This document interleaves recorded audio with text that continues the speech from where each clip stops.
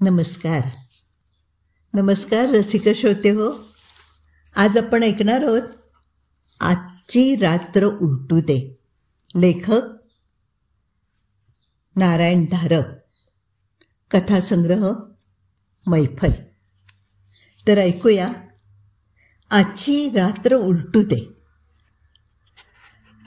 6च्या सुमारास घराकडे परत येत असताना मावळत्या सूर्याच्या किरणाची एक तिरीप रस्त्यावरून जाणाऱ्या गाडीच्या चकाकत्या पृष्ठावरून परावर्तित होऊन एखाद्या तीक्ष्ण भाल्यासारखी डोळ्यात खुपसली गेली होती.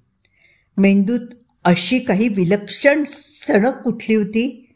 तेव्हाच प्रकाशला शंका आली होती की आजची संध्याकाळ, विशेषतः रात्र, सहजपणे जाणार नाही. मेंदूतली सणक जाईपर्यंत त्याने मान वर केली नव्हती. फुटपाथच्या घडीव फरशांवरून नजर हलवली नव्हती. आता संध्याकाळची रस्त्यावरची होती तेवढी गर्दी पुरेशी होती. त्यात आणखीन वेडीवाकडी भर पडायला नको होती. प्रकाश ब्लॉकच्या दारापाशी आला. दाराला कुलूप होतं. तो दार उघडून आत आला. बाहेरच्या टिपॉयवर प्रतिभाची चिठ्ठी होती. पिंटूला सिनेमाला घेऊन जाते. मुलांचं कार्टून आहे. 8:30 परत येईल. प्रतिभा. आत्ताच्या पुरत्या आपण ब्लॉकमध्ये एकटेच आहोत ही गोष्ट त्याला त्यातल्या त्यात बरी वाटली. त्यांनी कपडे उतरवले. कोमट पाण्याचा शॉवर घेतला. टॉवेल खांद्याभोवती तसाच ठेवून फ्रीजमधली बिअरची गार बाटली काढली. ग्लास घेऊन सिटिंग रूममध्ये आला. कोचावर आरामात रेलून बसला. बिअरचा एक मोठा घोट घेऊन त्याने ग्लास खाली ठेवला. बेडरूमच्या पडद्याचा किणकिण आवाज झाला. प्रकाशची मान तारेने खेचल्यासारखी वर आली. पडदा हलत होता. दूर होत होता. खोलीतून बाहेर आला. तो संपूर्ण काळा होता. केस, डोळे, चेहरा, दात, कपडे, सर्व काही एखाद्या ब्रॉन्झच्या जुन्या पुतळ्यासारखं काळं. तो खरा वाटतच नव्हता आणि एका अर्थी खरा नव्हताही. प्रकाश व्यतिरिक्त इतर कोणालाही तो आजवर तरी दिसला नव्हता. प्रकाशला एकट्यालाच दिसणार, कारण ती त्याचीच मानसिक निर्मिती होती. निदान त्याची स्वतःची समजूत तरी तशी होती. फक्त सुरुवातीला तो असा एकरंगी काळा नव्हता.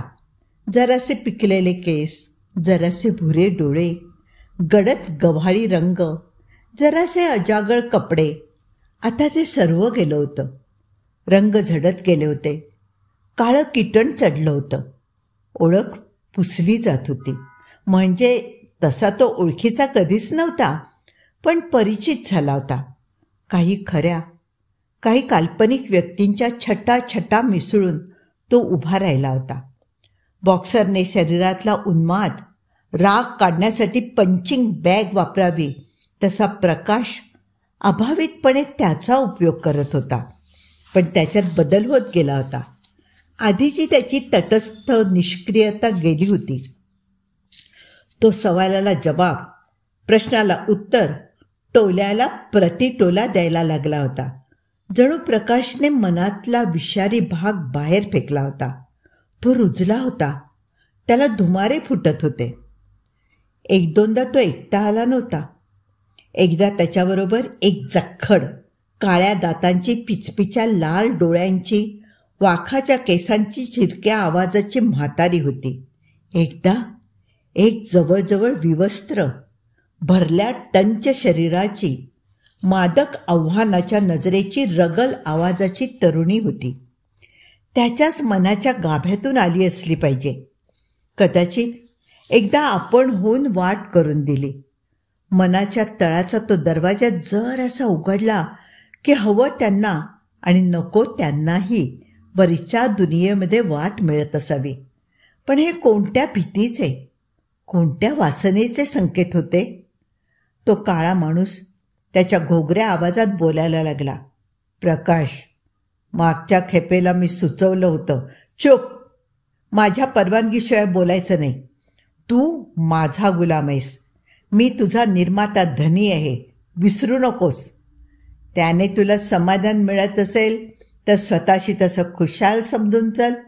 मी तुला सुचवलं होतं. खाकेतून त्याने एक काळा कागद बाहेर काढला. त्याचा कडकडाचा आवाज होत होता, पण त्या कागदावर प्रकाशला काहीही लिहिलेलं, छापलेलं, चितारलेलं दिसत नव्हतं. मद्याची ती मेंदूतली सणक नव्याने झिंझिणत गेली.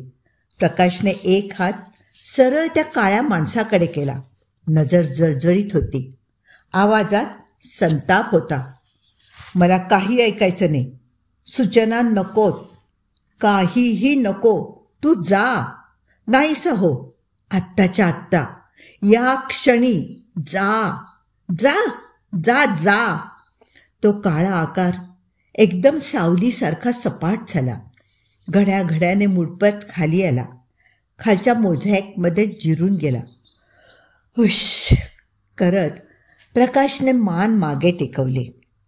ब्लॉकच्या घंटेच्या कर्कश खणखणाटाने प्रकाश झोपेतून जागा झाला. एक क्षणभर स्वप्नातला तो देखावा जागृतीतही डोळ्यासमोर तरळत राहिला. एक उजाड, ओसाड मैदान. खाणाखुणा नाहीत, वृक्ष झाडं नाहीत, इमारती नाहीत, डोंगर दऱ्या नाहीत. चारी दिशांना पसरत गेलेलं निर्जीव मैदान. त्यावरून धावणाऱ्या अनेकात तोही होता. एकमेकांचा ते पाठलाग करत होते. का? सर्वजण कशापासून तरी प्राणभयाने पळत होते याचा उलगडा होण्यापूर्वीच त्याला जाग आली होती.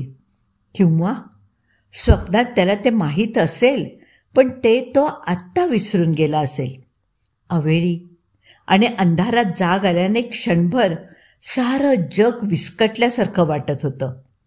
मग सर्व काही आपापल्या ठिकाणी आलं. त्याने दिवा लावला. दार उघडलं. प्रतिभा आणि पिंटू आले होते. 8:40 झाले होते. प्रकाशकडे पाहता पाहता ती म्हणाली, झोप लागली होती वाटतं. चहा करून घेतला का? काही खाल्लं का? आळस देत प्रकाश म्हणाला. स्नान केलं. ग्लासभर बिअर घेतली. झक्क झोपलो होतो बघ. आता तू बघ काय जेवायला करायचं ते. काय पिंटू, आवडला का सिनेमा? गोष्ट सांग ना मला. जेवायला प्रतिभाची हाक येईपर्यंत पिंटूची बडबड चालली होती. जेवतानाही ती थांबली नाही. त्याच्या डोक्यावरून दोघे एकमेकांकडे पाहत होते. हसत होते. जेवणं उरकल्यावर ते बाहेर आले. हॉलमध्ये टी व्ही होता. शनिवार होता, त्यामुळे आजच्या रात्री पिंटूला टी व्ही पाहायची सवलत होती. रविवारी शाळेसाठी लवकर उठण्याची घाई नव्हती. होमवर्कसुद्धा नव्हतं. प्रकाश जरा लांबच्या खुर्चीत बसत असे. प्रतिभा हातात काहीतरी विणकाम, वाचन असं काहीतरी घेऊन सोफ्यावर बसायची. पिंटूने त्याची प्लॅस्टिकची 4 चाकी मोटार हॉलमध्ये टी व्ही समोर आणली होती. आज पाहिलेल्या सिनेमात मोटारीच्या पाठलागाचा काहीतरी सीन होता. पिंटू जागच्या जागी गाडीचे स्टीअरिंग डावी उजवीकडे फिरवत तोंडाने ग्वें आवाज करत गाडी पिटाळत होता. प्रकाशने पिंटूला 1-2दा गप रे असं दटावलं, पण तो 10-15 सेकंदांपेक्षा जास्त वेळ गप्प बसत नव्हता. समोरचा कार्यक्रमही इतका काही आकर्षक नव्हता. प्रकाश मधूनमधून हातातल्या चित्रमासिकातला मजकूर वाचत होता. प्रतिभाच्या हातातल्या विणकामाच्या सुयाही लखलखत होत्या. स्वयंपाकघराच्या दारातून तो काळा माणूस बाहेर आला. प्रतिभा बसली होती त्या सोफ्यामागच्याच भिंतीला टेकून उभा राहिला. त्याच्या खाकेत ती सततची काळी बॅग होतीच. ती काळी आकृती दिसताच आधी प्रकाशच्या छातीत जोराची धडधड झाली होती. मग तिची जागा एका धुमसत्या संतापाने घेतली होती. प्रतिभा होती तशीच बसून होती, पण पिंटू तो मात्र खोलीभर चारीकडे पाहत होता. 1-2दा सगळीकडे पाहून मग परत तो त्याच्या गाडीच्या प्लॅस्टिक स्टीअरिंगवर वाकला. घाट आला बरं का. बोगदा आहे, अंधार आहे. ग्विंग तुझी आता इथे यायची हिंमत झालीच कशी? प्रकाश ओठांच्या कडेतून संतापाने म्हणाला. डोळ्याच्या पातळीला मासिक आणून त्याच्या कडेवरून तो त्या काळ्या आकृतीकडे पाहत होता. काळ्या चेहऱ्यावरचे काळे दात हास्याने विचकले. मी येत नाही, मी जात नाही, मी सदैव इथे असतो, फक्त तुला कधी कधी दिसतो. तेव्हा मी मागच्या खेपेला जे सुचवलं होतं ते. चूप चूप. प्रकाशचा आवाज नकळत किंचित चढला होता. प्रतिभाच्या सुया थांबल्या. काही म्हणालात तुम्ही? ती विचारत होती. नाही नाही, काही नाही, काही काही काही नाही, प्रकाश म्हणाला. गुई गुई गुई. पिंटूची गाडी घाट चढत होती. प्रकाशने त्या काळ्या व्यक्तीला डोळ्यांनी जाण्याची खूण केली. त्याने खांदे उडवल्यासारखे केले. वळून तो पडद्यातून स्वयंपाकघरात गेला. आत आत आणखीन कोणीतरी होतंसं दिसतं. एक किन्नरी आवाज आला. नाही ना ऐकत? आणि मग त्या पाठोपाठ हसण्याचा आवाज आला. सुया मांडीवर घेऊन प्रतिभा लक्ष देऊन ऐकत होती. काही डब्यांचा किंवा कसला तरी आवाज आला का हो? ती प्रकाशला विचारत होती. मला तर काही ऐकू आलं नाही. एखादा डब्याचं झाकण सरकलं असेल, प्रकाश म्हणाला. फ्रीजची मोटर एकदम सुरू झाली. मुलं सांभाळा, मुलं सांभाळा. प्रकाशला शब्द ऐकल्याचा भास झाला. पिंटू, प्रतिभा म्हणाली. नुसता का बसलायस गाडीत? घाट आहे घाट, पुढे कितीतरी गाड्या आहेत, पिंटू म्हणाला. टीव्हीवर कुठची तरी जोराची जाहिरात आली. प्रतिभाच्या सुया चमकायला लागल्या. पिंटूची गाडी चालायला लागली. स्वयंपाकघरातले आवाज थांबले होते. प्रकाश सावकाश सावकाश मागे टेकला. पूर्वी कधी काळी रिकाम्या मनाचा चाळा म्हणून, ऑफिसात झालेल्या बोलाचालीची उर्वरित प्रतिक्रिया म्हणून, कधी निर्हेतुकपणे त्याने ही काळी आकृती मनासमोर आणली असेलही, किंवा घट्ट मिटलेले डोळे बोटांनी चोवता चोवता जांभळ्या निळ्या हिरव्या वर्तुळात तो चेहरा साकारलाही असेल. पण त्याच्या निर्मितीचं श्रेय तो स्वतःकडे बाह्यतः कितीही घेत असला तरी कधीकधी त्याला शंका वाटते. कोणत्या तरी एका व्याख्यानातला वक्ता म्हणाला होता, माणूस नव्याने काहीच निर्माण करत नाही. अस्तित्वात असलेल्या गोष्टीस तो उघड्यावर उजेडात आणतो. गुरुत्वाकर्षण, अणुरचना, अवकाश प्रवास, पेशीतील वांशिक रंगसूत्र, अगदी गणितातील क्लिष्ट उपपत्तीसुद्धा त्यांचं अस्तित्व स्वतंत्र आहे, मानव बाह्य आहे, वस्तुनिष्ठ आहे. हे खरं असलं तर त्याला दिसणारे आकार वेगळ्या पातळीवर का होईना पण खरे होते. पण श्रोता, प्रेक्षक नसेल तर अस्तित्वाला काय अर्थ होता?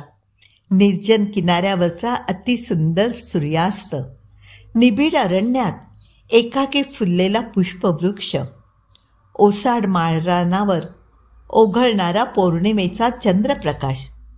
मानव नसेल तर त्यांना काय अर्थ होता? तसाच देवही मानव बाह्य असेल पण मानवा व्यतिरिक्त त्याला काय अर्थ होता? तसाच सैतानही. इथे प्रकाशचे विचार अडले. केव्हापासून त्याला ही काळी किंवा साधी आणि आता काळी झालेली आकृती दिसत होती? तो त्या संबंधात कोणाजवळही काहीही बोलला नव्हता. का का बोलला नव्हता? त्या लहानशा अपघातात त्याला जवळजवळ 15 दिवस झोपून राहावं लागलं होतं. त्या रिकामपणाच्या वेळातला हा उद्योग होता. डोळे घट्ट मिटले की लाल निळ्या ठिणग्या समोर चमचम करायला लागायच्या. त्यातल्या कोणत्याही 3 घेतल्या की 2 डोळे आणि 1 तोंड होई. त्याच्या भोवती चेहरा उभा करणं काही कठीण गेलं नव्हतं, पण त्या सहजतेचं त्याला नवल कसं वाटलं नाही. या जर साध्या कल्पनेच्या फराट रेषा असतील तर त्यांच्यात हे सातत्य कसं? नेमका तोच तो चेहरा समोर कसा काय येत होता. आणि मग त्याने मनात आणलं नाही तरीही ती काळी आकृती दिसायला लागली होती. जशा शरीराच्या काही क्रिया आपल्या नियंत्रणापलीकडे असतात, तुम्ही लक्ष द्या अथवा देऊ नका, त्या चालूच असतात. त्या अनैच्छिक पातळीवरची ही निर्मिती होती का? अजून तरी तो मनात येईल त्या क्षणी ती समोरची आकृती नष्ट करू शकत होता. अजून तरी त्याच्या व्यतिरिक्त इतर कोणासही त्या काळ्या अस्तित्वाची जाणीवही झाली नव्हती. अजून तरी त्याला स्वतःला त्यापासून कोणताही धोका जाणवला नव्हता, काहीही भीती वाटली नव्हती. पण सदा सर्वदा हे असंच राहील का? जेव्हा त्या काळ्याने आपल्याबरोबर ती रंगेल मदनमस्त टंच जवळजवळ विवस्त्र छोकरी आणली होती, तेव्हा त्याची काय अवस्था झाली होती. श्वास कसा जोराने यायला लागला होता, हातापायांना कसा कंप सुटला होता, कपाळावर घामाचा कसा ओलावा आला होता. ज्या संतापाला अपरिहार्य अपयशाची किनार होती, अशा संतापाने त्याने त्या जोडीला क्षणभरात नष्ट करून टाकलं होतं. आणि जाता जाता त्या टंच पोरीने प्रकाशकडे एक तिरकी नजर टाकली होती. जणू ती सुचवत होती, या खेपेला नाही तर मग पुढच्या खेपेला. स्वयंपाकघराचा पडदा हालायला लागला. मासिकाच्या कडेवरून प्रकाश दाराकडे पाहत होता. तीच ती मागे एकदा दिसलेली जख्खड थेरडी खोलीत येत होती. काटक्यांचे हात, वाखाचे पिंजारलेले केस, डगडग हलणारी मान, लाळ गाळणारं तोंडाचं उघडं बोळकं. ती आता खाली पाहत होती. तिच्या हाताला धरून काहीतरी खोलीत येत होतंसं दिसलं. तिने हाताला हिसका देताच ते सोफ्याच्या वर आलं. बुजगावण्याचा आकार, फक्त मडक्याच्या जागी दात विचकून हसणारी एक कवटी. प्रकाश दचकून जरासा मागे सरकला. गुई घाटात पाऊस सुरू झाला. थंडी वाजते, खूप खूप थंडी वाजते, पिंटू म्हणाला. गाडीची दारं बंद करून घे. त्याच्याकडे न पाहता प्रकाश म्हणाला. खरखट खरखट पिंटू तोंडाने आवाज करत होता. आता कसं वाटतंय? प्रकाश समोर पाहत विचारत होता. पिंटू गोंधळलेल्या नजरेने खोलीभर पाहत होता. प्रतिभाच्या मागच्या भिंतीवरून त्याची नजर जोराने सरकत होती. फ्रीजची मोटार पुन्हा जोरात सुरू झाली. मृत्यू आणि नाश. सांभाळा, सांभाळा, मृत्यू आणि नाश, सांभाळा. प्रतिभाच्या हातातल्या सुया खाली आल्या होत्या. पिंटू, ती जरा मोठ्याने म्हणाली. तो अजूनही खोलीभर अस्वस्थ नजरेने पाहत होता. अरे, घाट संपला की नाही? पाऊस आहे, पाऊस, खूप पाऊस. धुकं आहे, दिसत नाही काही.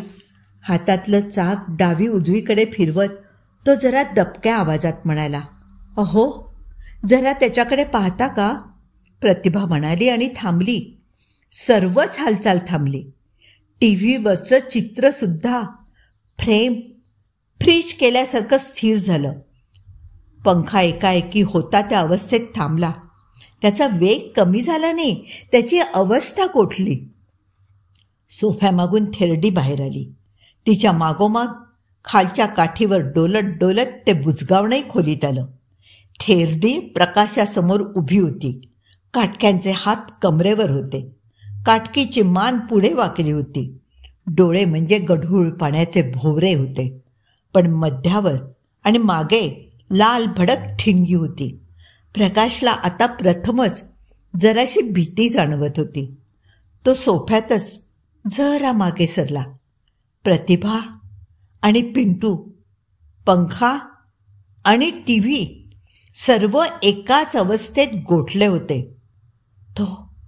तो हालचाल करू शकत होता. तो फक्त हालचाल करू शकत होता. हो, तू हळू बोलू शकतोस, तोंडाचं बोळकं विचकत थेरडी खसखसत्या आवाजात म्हणाली. हा काय भास होता की जागेपणाचं एखादं स्वप्न होतं?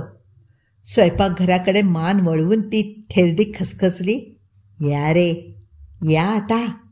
आता पाहूया कसा ऐकत नाही तो. या या सारे. स्वयंपाकघराच्या दारावरचा पडदा सरकला. तो काळा खोलीत आला. प्रकाश समोर उभा राहिला. त्याचा काळा चेहरा तसाच बथ्थड होता, पण आता त्याच्याही डोक्याच्या खोबणीत लाल लाल ठिणग्या चमकायला लागल्या होत्या. इतर कोणताही बाह्य बदल दिसत नसला तरी एक प्रकारच्या शत्रुत्वाच्या भावनेचा निर्यास त्याच्या आसपास जाणवत होता. हे काय त्याने जगात आणलं होतं? असल्या विकृतींना जन्म द्यायला त्याचंही मन विकृतच असलं पाहिजे. नाही नाही नाही नाही, यावर त्याचा विश्वास बसत नव्हता. ही त्याची निर्मिती नव्हतीच. त्यात काळ्याने खाकेतला तो कडकडता कोरा काळा कागद बाहेर काढला होता. या क्षणी तरी प्रकाश असह्य होता. त्यातल्या त्यात काही समाधान असेल तर ते एवढंच होतं. प्रतिभाला, पिंटूला काही धोका दिसत नव्हता. त्यांच्यासाठी हा काळ अस्तित्वातच नव्हता. जे काही होतं ते होऊन जाईपर्यंत त्यांचा श्वास तसाच राहणार होता. घड्याळाचा काटा सरकणार नव्हता. काहीही घडणार नव्हतं. घसा साफ करून काळा वाचण्याचा आविर्भाव करत बोलायला लागला. आपल्या संघटनेपर्यंत फार थोडे लोक पोचतात. अशा काही अगदी मोजक्या सुदैवी लोकांपैकी तू एक आहेस. फार फार थोड्यांना अशी संधी मिळते. फक्त त्या संधीचा फायदा घेण्याचा शहाणपणा तू दाखवशील का? हे सर्व अशक्य होतं. अशा गोष्टी कधी होत नाहीत. सांगायला गेलं तर कोणाचा विश्वासही बसणार नाही. त्यालाच लोक वेड्यात काढतील. वेडे वेडे ही वेडाची पहिली पायरी होती का? का त्याच्यासाठी या दुनियेचा पट उसवला जात होता? उभे आडवे धागे विस्कळीत होत होते आणि त्या चिंचोळ्या फटीतून या विकृती त्याच्या दुनियेत प्रवेश करत होत्या. अजून त्याचा संयम ढासळला नव्हता, पण हा ताबा कोठवर राहील? उद्या प्रतिभाच्या जागीच त्याला असं काही वेगविद्र दिसायला लागलं. तो तिच्या अंगावर धावून गेला तर त्याची गणना वेड्यात व्हायला, त्याची रवानगी खासगी एखाद्या इस्पितळात व्हायला कितीसा उशीर लागणार होता. तो काळा संथ आवाजात वाचल्यासारखा बोलतच होता. प्रवेशासाठी काही अगदी मामूली गोष्टी कराव्या लागतील, पण त्या बदल्यात आम्ही कितीतरी देतो. चराचरातल्या द्रव्य मात्रावर आमची हुकमत चालते. प्रत्यक्ष काळही आमचा गुलाम आहे. या क्षणीच पहा ना, आम्ही काळ जखडून ठेवला आहे, रुकवला आहे. या मधल्या वेळात तू घालवलेले तास दिवस यांची नोंदच होणार नाही. हे अमरत्व नाही, चिरतारुण्य नाही, तर दुसरं काय आहे? सर्व जग गोठलेलं असताना तू हालचाल करू शकतोस. अशक्य प्राय वाटणारी गुपितं हस्तगत करू शकतोस. तुझ्या सत्तेला, अधिकाराला काहीही मर्यादा राहणार नाहीत. फक्त त्यासाठी प्रकाशला ते ऐकायचं नव्हतं. त्यासाठी काय किंमत द्यायची असते हे त्याला जाणूनही घ्यायचं नव्हतं. त्याचा सारासार विचार, त्याची विचारशक्ती अजून जागृत होती. एक प्रकारच्या धुमसत्या संतापाने तो म्हणाला, एवढी जर तुमची हुकमत असेल तर मग गेल्या वर्षात तुम्ही आपली अधिसत्ता का प्रस्थापित केली नाहीत? तुम्ही उजळ माथ्याने न वावरता असे सांदी कोपऱ्यात लपून छपून का वावरता? दिलेला शब्द पाळणाऱ्यांपैकी तुम्ही नाहीतच. शक्य असतं तर तुम्ही ते उद्दामपणे हिरावून घेतलं असतं, पण ते शक्य नाही आहे. ते शक्य नाही. तुमच्या सैतानी राक्षसी कराराला माझी संमती लागते. तुम्ही माझ्यासारख्या दुबळ्यावरही सत्ता गाजवू शकत नाही. माझ्या इच्छेविरुद्ध तुम्ही मला काहीही करायला भाग पाडू शकत नाही. चराचरातल्या द्रव्यावर तुमची सत्ता असती तर मग तुम्ही अशा ओंगळ स्वरूपात का वावरला असतात? मला फसवून कटात गोवण्याचा तुमचा इरादा होता, पण मी फसणार नाही. भुलणार नाही, मोहाचा बळी होणार नाही. तो ताड दिशी उभा राहिला. जा जा, चालते व्हा. तुमची ही विद्रूप, ओंगळवाणी, घृणास्पद रूपं मला डोळ्यासमोर नकोय. जा जा जा. खोलीतून एक बिन आवाजाचा वारा घोंगावत गेल्याचा भास झाला. कानावर आवाजांचा कल्लोळ आला. टीव्ही सुरू झाला. पंखा गदगद फिरत होता. पिंटूची मोटार घाट चढत होती. खण्ण आवाज करत फ्रीजची मोटर सुरू झाली. धोका गेला नाही. सावध. धोका गेला नाही. सावध सावध सावध. प्रतिभाने एकदम सुया खाली मांडीवर घेतल्या. ती जराशा अनिश्चित नजरेने प्रकाशकडे पाहत होते. आत्ता आत्ता एवढ्यात काही झालं काय हो? मला तर ना क्षणभर अशी जरा ना भोवंड आल्यासारखीच वाटली होती.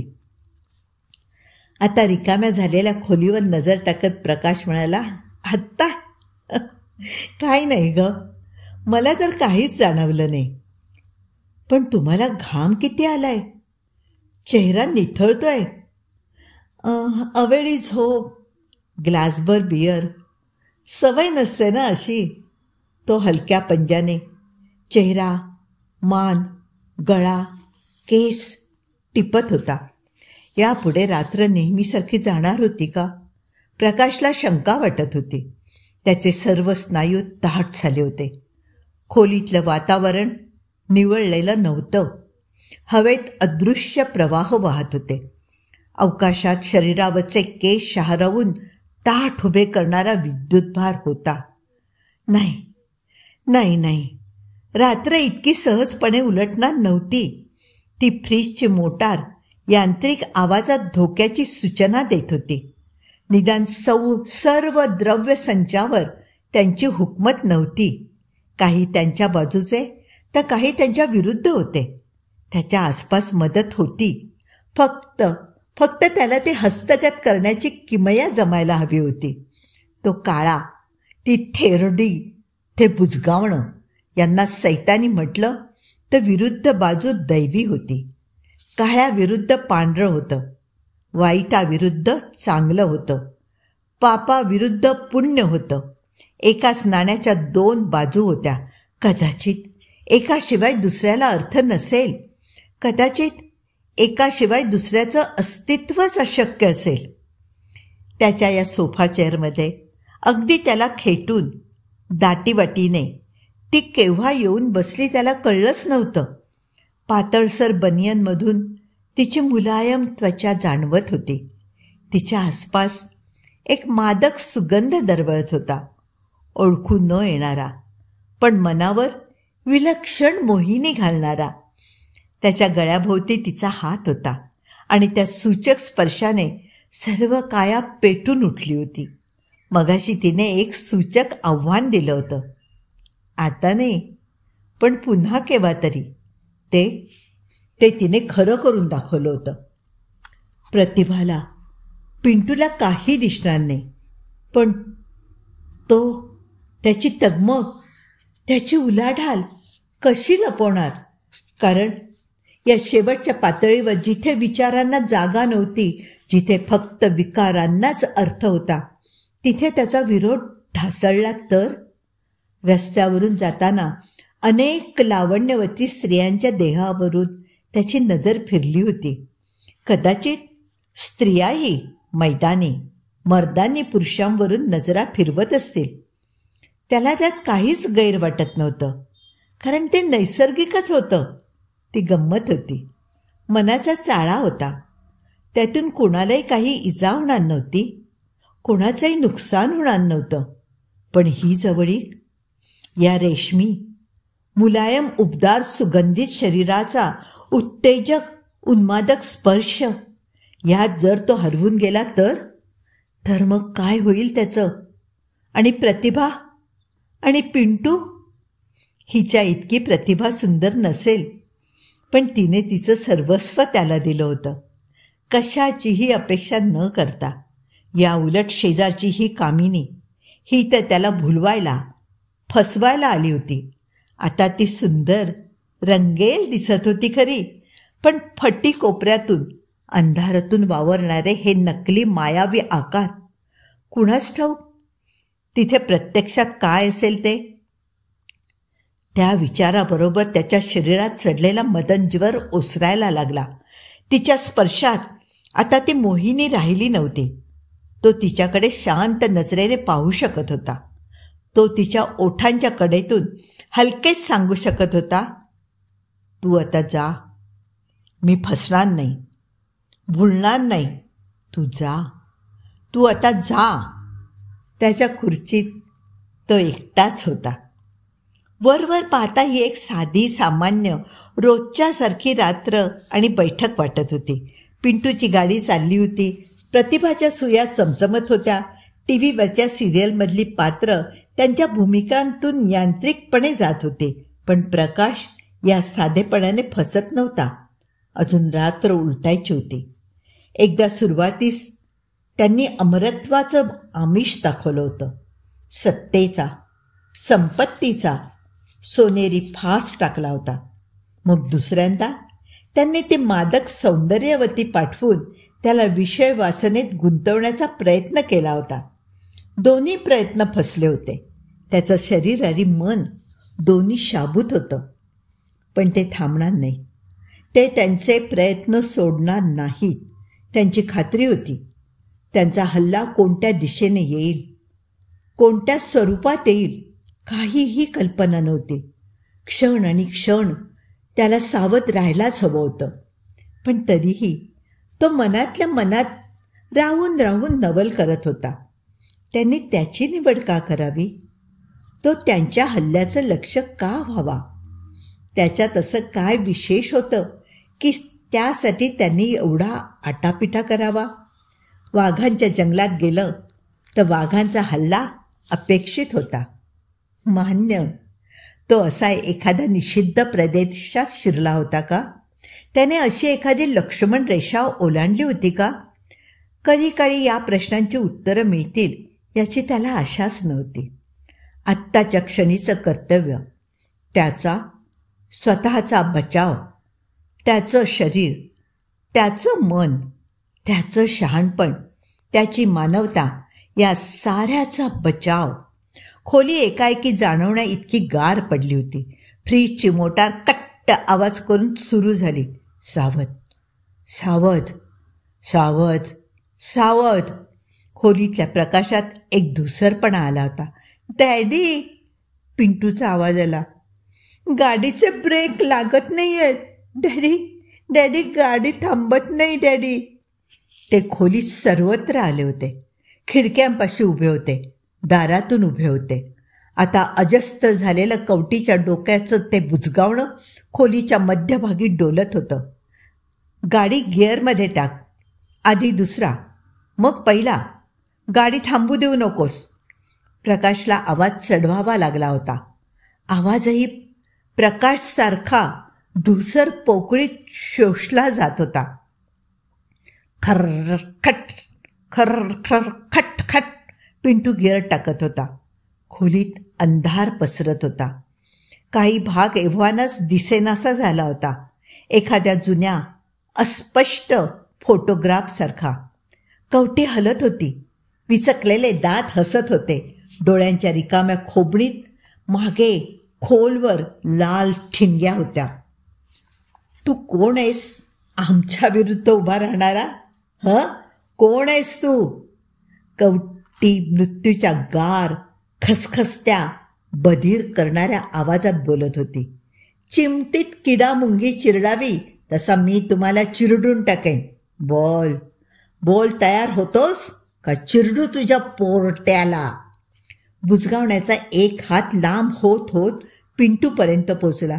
डॅडी, डॅडी, गाडी थांबत नाहीये डॅडी. पिंटू विव्हळत होता. पिंटू, आता खेळ पुरे झाला, प्रतिभा जरा मोठ्या आवाजात म्हणाली. तिचा जीव असा भीतीने शहारून का आला होता? पिंटू, पिंटू, पुरे आता. चल चल, झोपायची वेळ झाली. डॅडी, मम्मी, मम्मी, कुठे आहात तुम्ही? कुठे आहात? मला काही दिसत नाहीये, मला काही दिसत नाही. त्या क्षणी प्रकाशचं धैर्य पार ओसरलं होतं. सर्वत्र अंधार पसरला होता. त्याला दिशा उमगत नव्हती. कोण कुठे आहे हे समजत नव्हतं. एक प्रकारचा असहाय्यपणा जीवाला घुसमटून टाकत होता. त्यांनी पिंटूला किंवा प्रतिभाला खरोखरच काही केलं तर? काही केलं तर तो काय करू शकणार होता? त्याचं रक्षण करू शकणार होता? धीर धीर धीर धर. फ्रीजची मोटार पुटपुटत होती. मग मनात विचार आला, हे जर त्यांना शक्य असतं तर त्यांनी आधीच केलं असतं. ते काही गोष्टी करू शकतात आणि काही करू शकत नाहीत. त्यांनाही त्यांच्या मर्यादा आहेत. तोही एकटा नाही, त्याच्याही आसपास त्याचे मदतनीस आहेत, मित्र, आधार, सहकारी आहेत. फक्त त्यांना हाक द्यायला हवी. किंवा कदाचित तो स्वतः विरोधात ठामपणे उभा राहिला तर त्या आपोआप मदतीला येतील. Daddy daddy.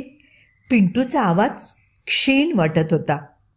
आतून एक धुमसता संताप प्रकाशच्या मनावर स्वार झाला. त्या संतापाच्या आचेत भीती कुठच्या कुठे जळून गेली. शेवटी ही सारी नाटकं होती, नाटकच होती. पिंटू पिंटू मी येतोय. थांब जरा पिंटू, मी येतोय, प्रकाश मोठ्याने म्हणाला. खोलीतला अंधार जरासा कमी झाला. प्रकाश उभा राहिला. आधी जराशी साशंकता, जरासा अशक्तपणा जाणवला. पण मग एक शक्तीची लाट सरसरत शरीरातून गेली. त्याने आत्मविश्वासाने अंधारात एक पाऊल टाकलं. अंधार मागे हटत होता. क्षणमात्र त्याला खरोखरच पिंटूची चकचकती गाडी एका जीवघेण्या उतारावरून खर्र आवाज करत बेताल गतीने खाली येताना दिसली. पण आणखीन एक पाऊल पुढे टाकताच खोलीतला अंधार पार गेला. प्रकाशाने खोली उजळून गेली. तो पिंटूपाशी पोचला. पिंटूचे हात चाकाभोवती घट्ट आवळलेले होते. त्याचे डोळे मिटलेले होते. त्याचं अंग बर्फासारखं गार पडलेलं होतं. पिंटू. त्याने चाकाभोवतीचे हात हलके सोडवत प्रकाश म्हणाला, बघ बघ, अरे गाडी कडेला लागून थांबली आहे, बघ पिंटू. प्रतिभा जराशा लटपटत्या पावलांवर सोफ्यावरून उठून तिथे आली होती. पिंटूचे डोळे सावकाश उघडले. त्याने आळेपाळीने प्रकाश आणि प्रतिभा यांच्याकडे पाहिलं व मग दोन्ही हातांनी दोघांच्या गळ्याला मिठी मारली. प्रतिभा प्रकाशकडे पाहत होती. आता काय झालं? स्वयंपाकघराचा पडदा किणकिणत होता. ते आत गेले असते, पण त्यांच्या हालचालीचा, बोलण्याचा आवाज येत नव्हता. आजची रात्र तर उलटली होती. पुढचं पुढे. कथा इथे संपली आहे. कितीही वाईट गोष्ट असली तरीही एखादी चांगली शक्ती आपल्या मदतीसाठी उभी असते. फक्त आपण तिच्यापर्यंत पोचलं पाहिजे, धीर धरला पाहिजे आणि तिला हाक मारली पाहिजे. ती येते, आपल्याला मदत करायला नक्कीच येते. पुन्हा भेटूया नवीन कथेसह.